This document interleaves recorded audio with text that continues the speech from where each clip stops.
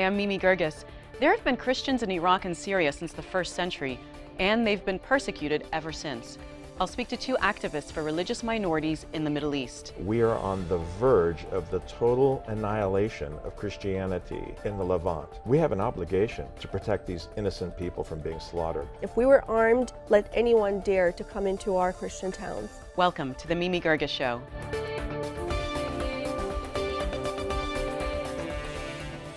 About 750,000 Iraqi Christians were killed in 1915 during the Assyrian Genocide. Nahren Anweya's great-grandfathers were among those killed. She was born in Iraq, her family fled Saddam's regime, and came to the U.S. when she was 6. Now there's another genocide threatening the existence of Christians in the Middle East. Nahren travels nationally and internationally, speaking and raising awareness for the Christians and other ethnic minorities in the Middle East. And Father Paul O'Callaghan is an Orthodox priest. He's in Wichita, Kansas, and a chapter leader for the advocacy organization called In Defense of Christians. Welcome to you both.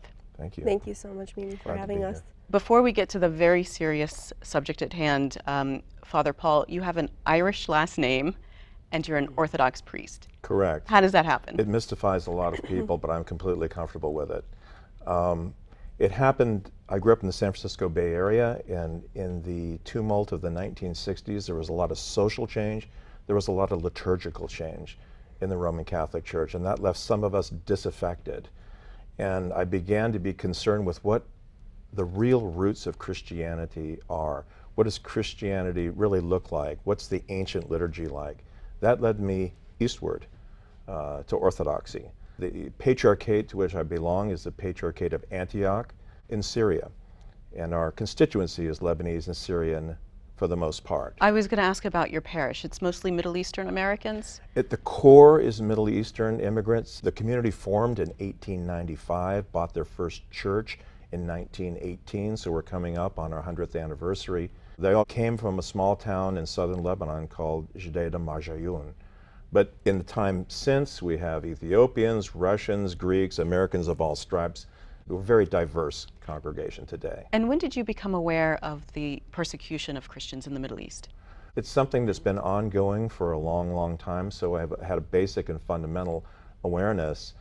However, in recent years, with the rise of ISIS and so on, it has become a very pointed issue. And a good friend of mine in my parish kept needling me and saying, we need to do something about this. So it became a hot button issue for me. And when he kept saying, do something, what is that something? That was my question. I really didn't know. What can we do? Here we are in Wichita, Kansas. What can we do about what's going on thousands of miles away? But we started a little local advocacy organization called Christian Alliance for the Middle East. And then, in the context of doing that, I found out about In Defense of Christians. And I realized here's an organization that's already funded, that's already in place, that's located in DC, with the same fundamental vision that we were pursuing there. So that's how I got involved. Nahren, let's go back about 100 years to, everybody knows about the Armenian Genocide, or at least everybody should know about the Armenian Genocide. Over 1 million people were killed. But Assyrian Christians were killed during that time too. Absolutely. There were 750,000 Assyrian Christians that were removed from their homelands by a complete annihilation, a mass slaughtering of women and children and fathers, entire families, mainly because they were Assyrian Christians. And this was perpetrated by the Ottomans, known as the Young Turks, and also their allies, Kurds. So it was the Turks and the Kurds that nearly annihilated over 3 million Christians altogether. So it is definitely a genocide that has not been internationally recognized, and that I believe is one of the main reasons why further genocides continue to happen, because there's no responsibility. Just like what happened with the Nazis, you know, there was a responsibility there. They claimed it, it stopped. But what about the Middle Eastern Christians? Why is there no responsibility there? Can you imagine almost 3 million people were removed by complete slaughtering? You lost family members during that time. Yes, I lost my great-grandfathers. One was actually crucified, the other one was stabbed to death. Their lands were taken. A lot of it had also to do, besides with religion, but confiscation of Assyrian lands.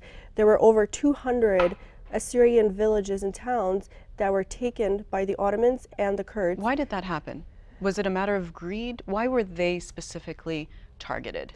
Mainly because of our faith, because we are Christian, we are humble, we don't fight the same way, and so they bullied us. We're known to be the easiest targets to confiscate lands from, so that's why they always constantly targeted us. You know, it was almost like wolves. They had a little taste of blood and they wanted to continue. So if they were able to take one town, they wanted to go on to the next. And that is why the Armenians, the Assyrians, the Greeks were attacked so fiercely with absolutely no remorse.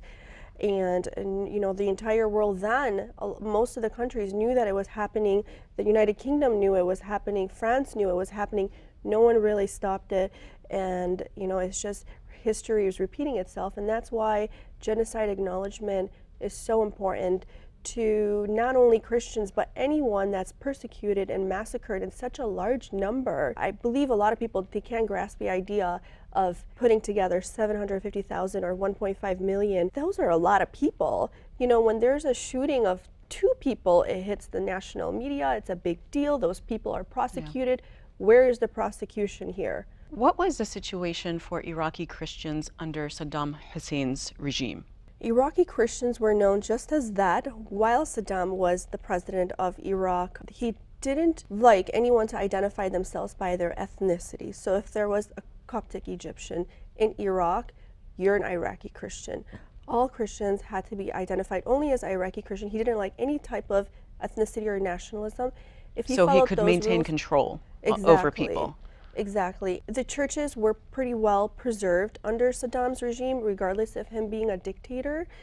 He was dictator on many political aspects of his government. The Ba'ath Party, they were very forceful in recruiting people. For example, my parents were asked to join the Ba'athiyin, and they refused, and that's when our life became in danger.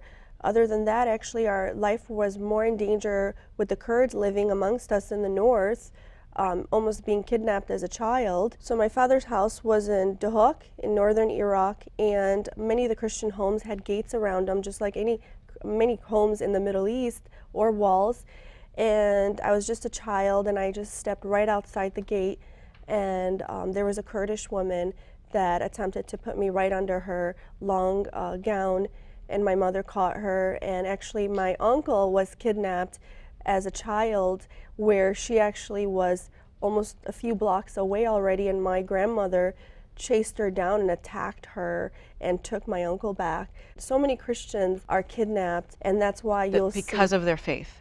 Because of their faith, and because there's no justice for Christians in the Middle East. When there's a atrocity or a crime against a Christian, it's treated much differently than when it's perpetrated against a Muslim.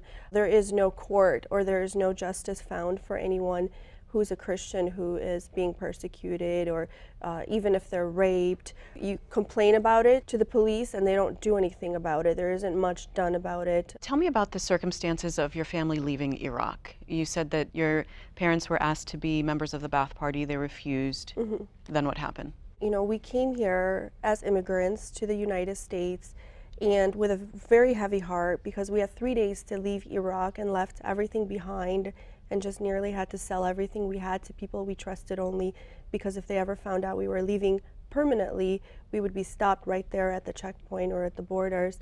And you know, we came here to start a new life, but really in our hearts, our dream was to always come back to the homeland, to preserve our identity. My parents are very nationalistic and also very faithful Christians, and you know, they didn't want to completely assimilate our identity, because we already knew our identity was endangered. But we're proud to be American Assyrians and Christians, but truly, you know, there's no place like home. And you know, unfortunately, our home is overtaken by all the invaders. Everyone there living today, nearly most of the population aren't the indigenous people. They were just they're the occupiers. So at what point in your life, Nahren, did you kind of become politically aware of Christian persecution in the Middle East?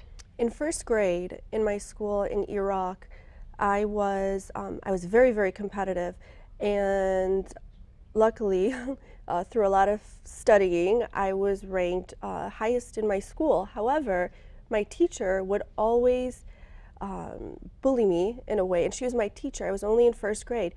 Whenever she heard me speak about Assyrian Christians or identify myself as a Assyrian Christian, because everyone questioned my name because it's a common Christian name or Assyrian name in Iraq, and actually in the Middle East, Nahren means two rivers.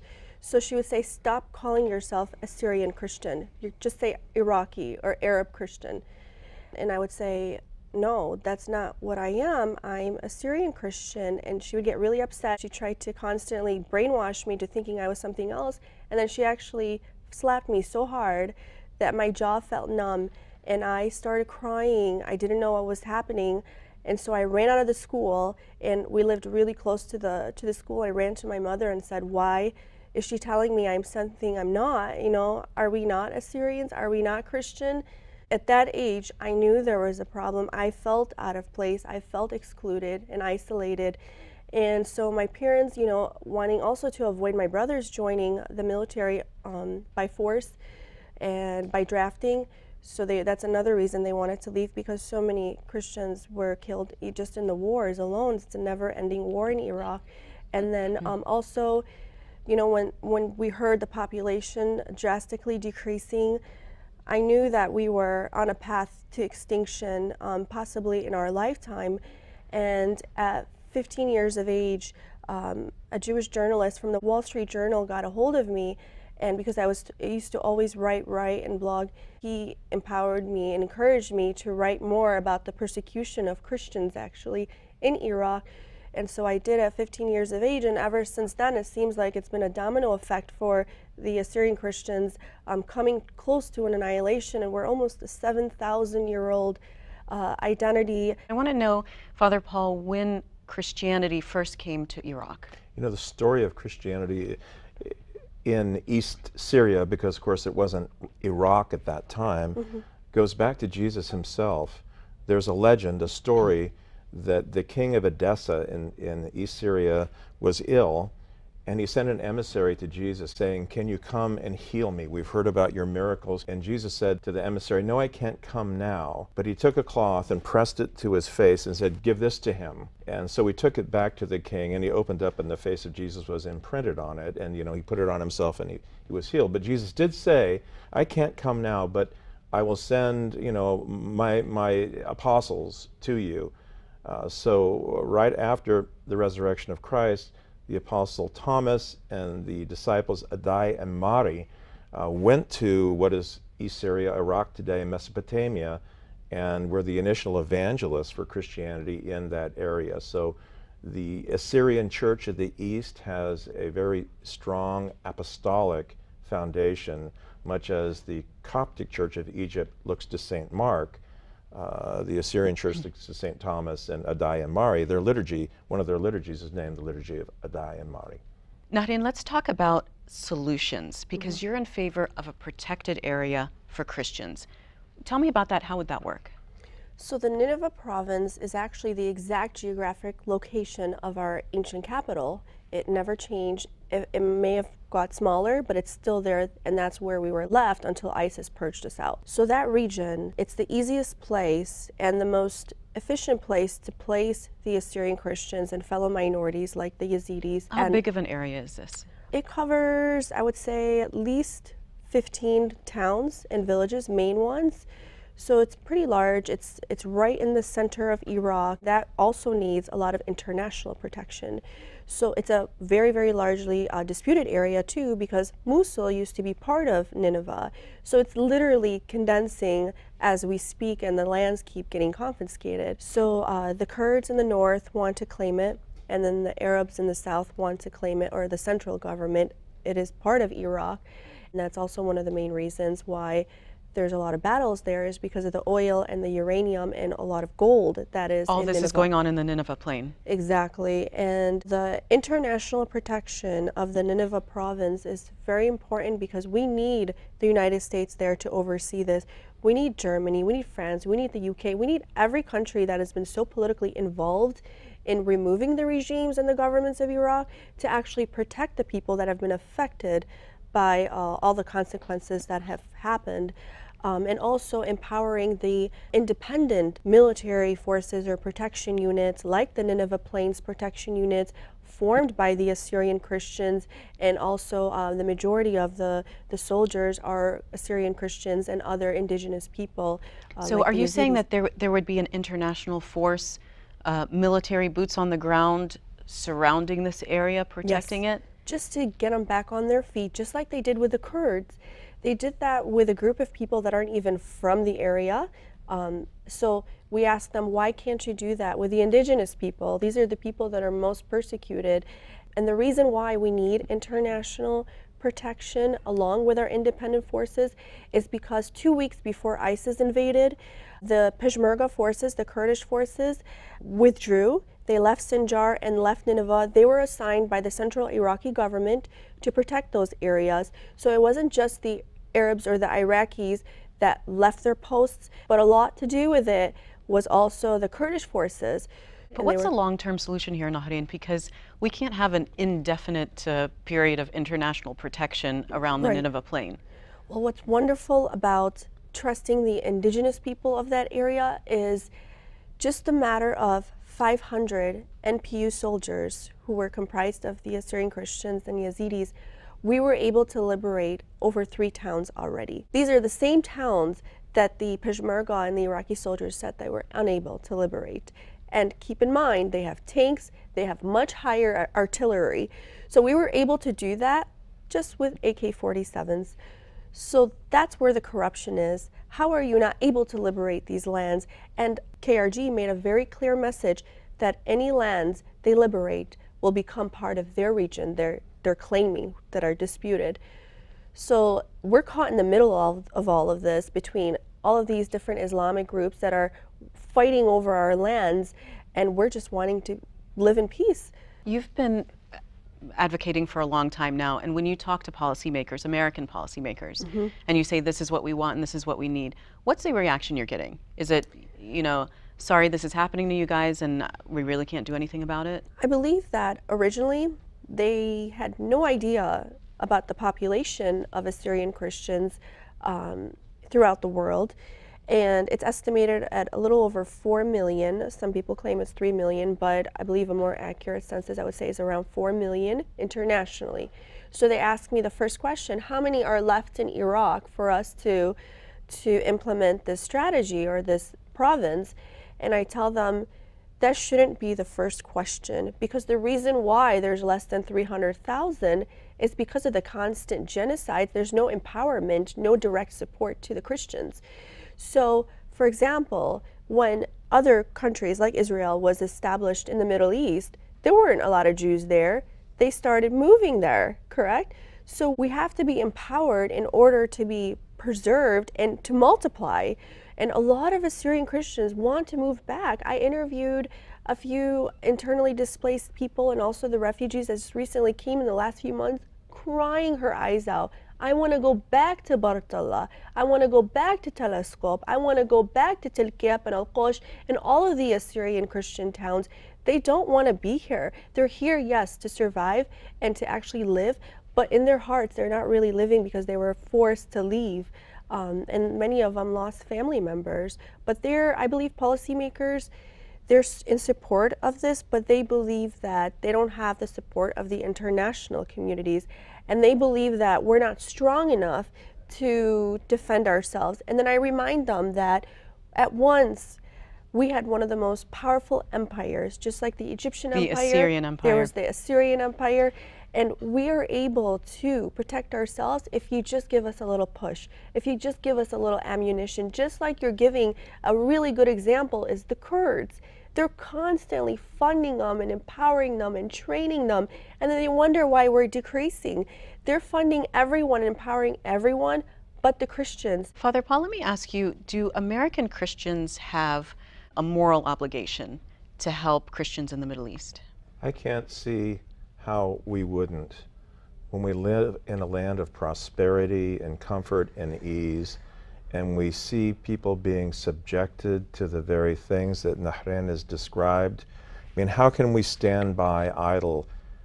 As one person put it this morning, you know, it's a sin of omission.